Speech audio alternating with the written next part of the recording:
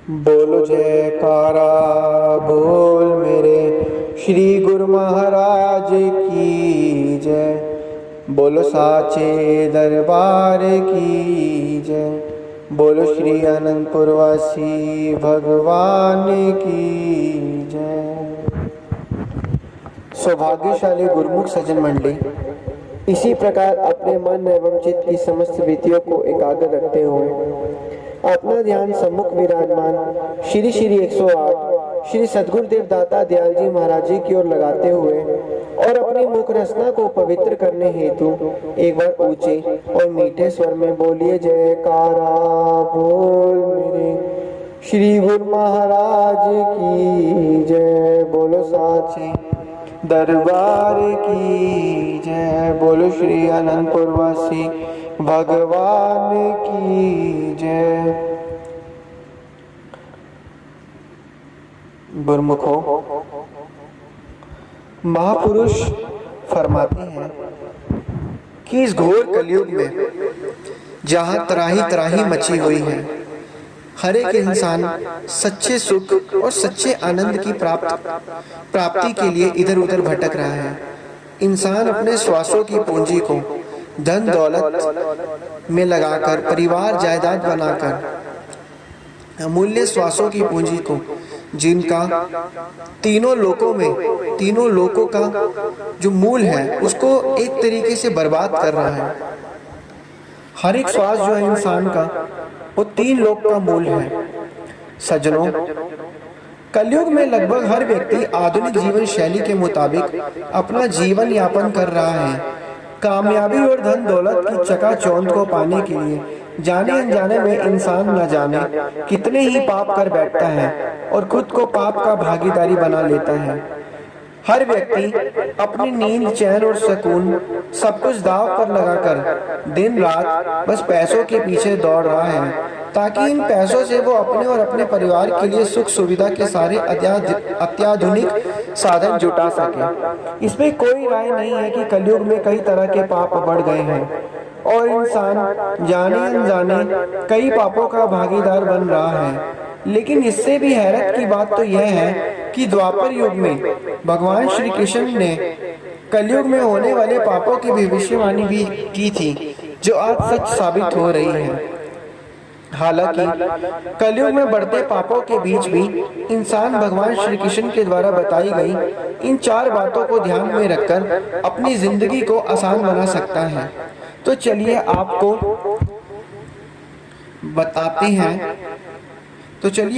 बताता हूँ जिंदगी को आसान बनाने वाली श्री कृष्ण की 4 खास बातें।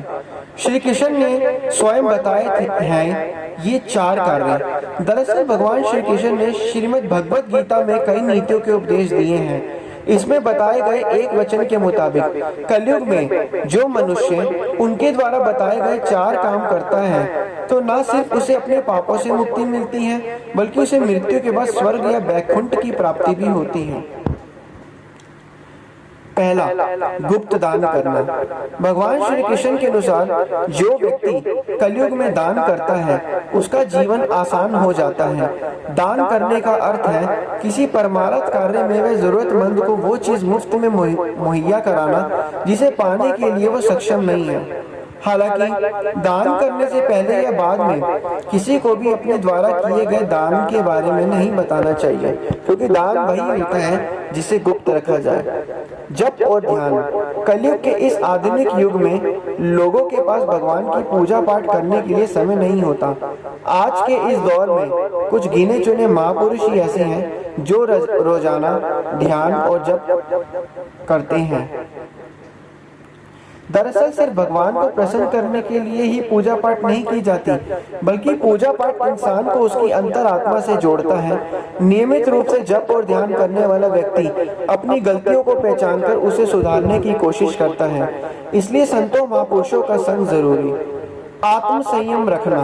पैसों के पीछे भागते भागते कई बार व्यक्ति का मन और दिमाग दोनों एक दूसरे के विपरीत दिशा में चलने लगते हैं और और जाने अनजाने में व्यक्ति कोई ना कोई पाप कर बैठता है। लेकिन गीता में श्री कृष्ण द्वारा किए गए ज्ञान के अनुसार मन और दिमाग दोनों को काबू में करने के लिए आत्म संयम का होना बेहद जरूरी है, जो बगैर गुरु कृपा के नहीं होता।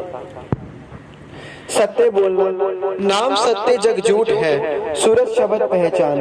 कलयुग में सत्य पर असत्य इतना हावी होने लगा है कि सत्य और असत्य का पता लगाना किसी भी इंसान के लिए बेहद मुश्किल हो गया है। किसी भी व्यक्ति की बातों से ये अंदाजा नहीं लगाया जा सकता कि वह सच बोल रहा है या झूठ।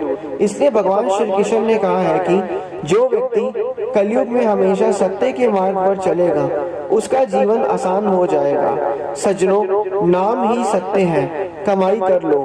कलयुग में ही हमारे श्री महाप्रभु जी ने 5 नियम ऐसे बना दिए, गुणमुख जन आचरण में लाकर सब कुछ प्राप्त कर सकते हैं।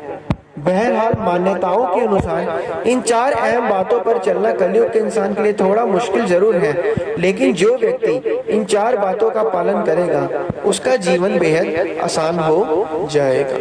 बोलो जयकारा बोल मेरे श्री गुरु महाराज की जय, बोलो साचे दरबार की जय, बोलो श्री अनंतपुरवासी भगवान की